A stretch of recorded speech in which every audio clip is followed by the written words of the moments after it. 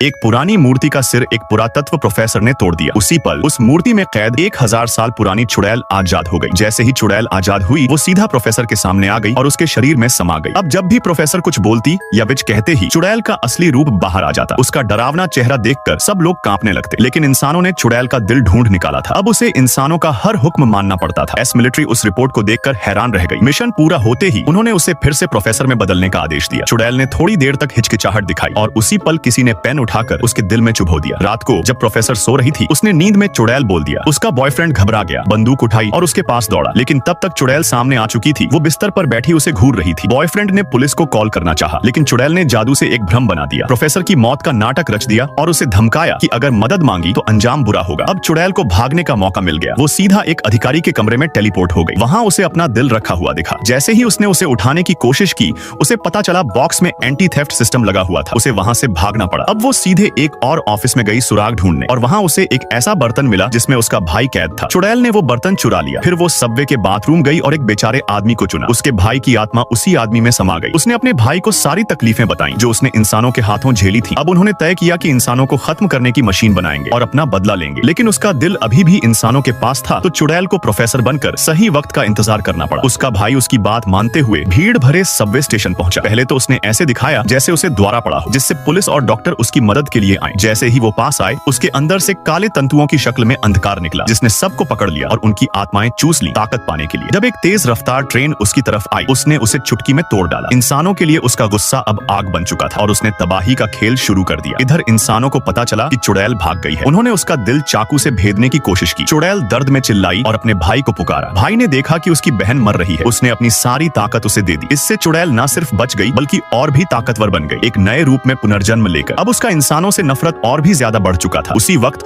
उसने एक भयानक जादू बोला, ऐसा जादू जो इंसानियत को खत्म कर सके, एक कयामत की मशीन तैयार करने के लिए।